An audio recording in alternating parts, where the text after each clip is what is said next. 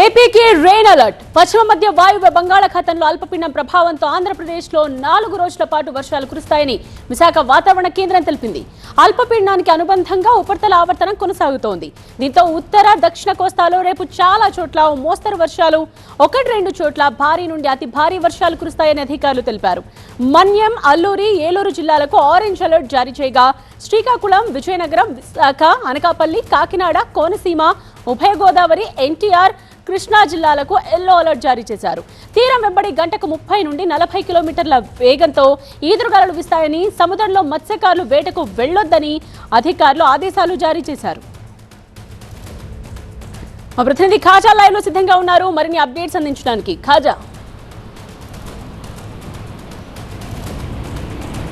బంగాళాఖాతంలో అల్పపీడనం ఏర్పడి ఇది క్రమంగా బలపడుతుందా లేదా అనేది ఇంకా అధికారులు దానిపై ప్రత్యేకంగా దృష్టి సారించారు. అయితే పశ్చిమ మధ్య బంగాళాఖాతానికి అనుకుని వాయువ్య బంగాళాఖాతంలో ఈ అల్పపీడనం అనేది కొనసాగుతుంది. దీనికి అనుబంధంగా ఒక ఉపరితల ఆవర్తనం, దీంతోపాటు ఋతుపవన ద్రోణి కూడా బలంగా ఉంది. ఈ కారణంతో రాగల 24 గంటల్లో కోస్తాలో చాలా చోట్ల విస్తారంగా మోస్తరు నుంచి వర్షాలు కురుస్తాయి. 1-2 చోట్ల భారీ వర్షాలు కూడా పడే అవకాశం ఉంది. కొన్ని చోట్ల భారీ నుంచి అతి భారీ వర్షాలు కూడా పడతాయి. ప్రధానంగా ఈ ఏలూరు, పార్వతీపురం, మన్యం, అల్లూరి సీతారామరాజు జిల్లాలకు ఇప్పటికే ఆరెంజ్ అలర్ట్ కొనసాగుతుంది. ఆయా జిల్లాల్లో రాగల 24 గంటల్లో భారీ నుంచి అతి భారీ వర్షాలు కుడతాయి. దాదాపుగా 7 సెంటీమీటర్ల వరకు వర్షపాతం నమోదయ్యే అవకాశం ఉంది. దీంతోపాటు శ్రీకాకుళం, విజయనగరం, విశాఖపట్నం, అనకాపల్లి, తూర్పుగోదావరి, వెస్ట్ గోదావరితో పాటు ఎన్టీఆర్, కృష్ణా జిల్లా, కోనసీమ జిల్లాలకు కూడా ఎల్లో అలర్ట్ అనేది కొనసాగుతుంది. ఆయా జిల్లాల్లో రాగల 24 గంటల్లో మోస్తరు నుంచి విస్తారంగా కొన్ని చోట్ల భారీ వర్షాలు కూడా పడే అవకాశం ఉందని వాతావరణ శాఖ నిపుణులు అంచనా వేసి తాజా బులెటిన్లో ప్రకటించారు. ఈ నేపథ్యంలోనే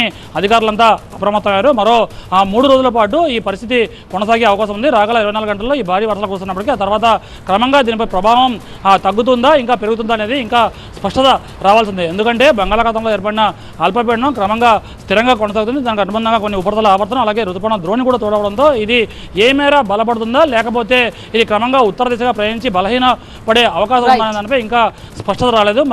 మరికొద్ది గంటల్లో దీనిపై ఒక స్పష్టత వచ్చే అవకాశం ఉంది. అంటే ఇప్పటికే ఈ వర్షాల ప్రభావం సంబంధించి ఏపీ విపత్తుల నిర్వహణ సంస్థ ప్రత్యేక హెచ్చరికలు కూడా జారీ చేసింది. గోదావరి పరివాహక ప్రాంతాలతో పాటు లోతట్టు ప్రాంతాల ప్రజలు అప్రమత్తంగా ఉండాలి. వరదల వద్ద ఎవరు కూడా వెళ్ళకూడదు. కాలువలు, నీరు అధికంగా ప్రవహించే నదుల వద్ద కూడా ఎవరు దాడే ప్రయత్నం చేయకూడదని ఇప్పటికే హెచ్చరికలు జారీ చేసిన నేపథ్యంలోని అధికారుల యంత్రాంగం కూడా పూర్తిగా అప్రమత్తమైంది. ప్రజలు కూడా ఇంకా అప్రమత్తంగా ఉండాలి. సముద్రం కూడా వచ్చే 4 రోజుల పాటు మత్స్యకారులు ఎవరు వేటకు వెళ్ళదు. ఎందుకంటే సముద్రం అల్లకల్లోలంగా ఉంది. తీరం బలమైన ఎదురుగాలు వీస్తున్నాయి కాబట్టి మరికొన్ని రోజుల పాటు తదుపరి హెచ్చరికలు ఎత్తివేసే వరకు మత్స్యకారులు ఎవరు వేటకు వెళ్ళదని అధికారులు ఆదేశాలు జారీ చేశారు.